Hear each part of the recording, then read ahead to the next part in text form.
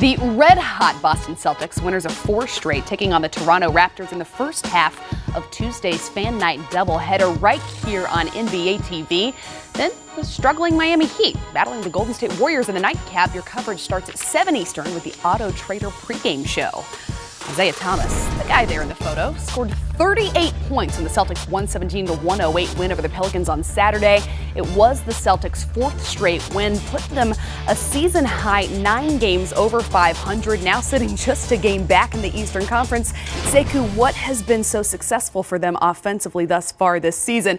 The obvious is from downtown. Yeah, absolutely. The three-point shooting has been outstanding the last month, second behind the Houston Rockets in the league the last month, making 13.1 three-pointers a game. And I really think a lot of it has so much to do with the fact that Isaiah Thomas is opening up opportunities for everybody else. You got a full rotation, healthy and playing now, and I think that makes a huge difference as well. Jay Crowder, Avery Bradley, Al Horford even getting into the mix. And just the way the floor is stretched and the way Isaiah is attacking, he finishes at the rim as well as any point guard in the league if you really look at it.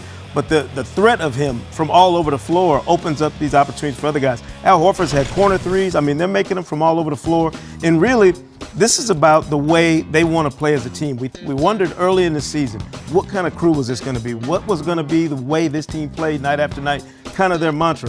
Well, they're not the rough and tumble defensive-minded Boston Celtics they were a year ago, or maybe even 2 years ago. Now they are an offensive power and a three-point shooting team the last month that are trying to make this a regular occurrence for them. What's been the difference, though, and is this sustainable? Because we're looking at a storied franchise with championship after championship. And you look at just the last month, they have their 5 most successful games from 3. Yeah, this is the opening crumbs of what I'm sure they're hoping is a full meal of three-point shooting like this all the time.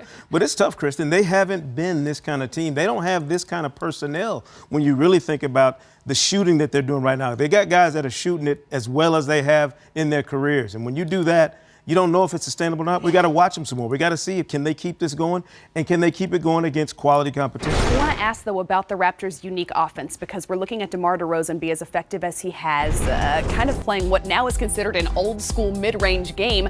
But tell me what we're looking at as far as when they're able to score. One of the things I was interested in checking on, Kristen, was the fact that when does Toronto try to do their damage? You could see 39% of their offense is coming between 15 and 7 seconds on the clock, so as that ticks down. But most of the damage is done by 2 guys, Kyle Lowry and DeMar DeRozan. So let's look at typical possessions for this ball club. DeRozan has the ball up top, several dribbles, 10 in fact in this possession. Screen really doesn't do him any good as Jimmy Butler is able to sustain one-on-one coverage. Lopez off Nogueira to help out, and then DeRozan takes a tough jump shot. Now, all of December, these shots were going in. Can Toronto, and most recently in this slip, are they going to be able to get back to having him be as hot as he was to start the season? And the same with Kyle, who has had a remarkable season. Again, one screen, they dip into the shot clock. Look at the rebounding position by Chicago. You're not really making a team work. Last possession here, DeRozan over to Kyle. Kyle's just going to dribble, penetrate. This is what they do well. They're number 1 in free throws made and free throws attempted. But they put a lot of pressure on you with those 2 guys getting into the teeth of the defense and trying to do their damage. In fact, one of the key stats I looked up, DeMar DeRozan, only 22% of his shots, or actually 22% of his shots are unassisted field goals.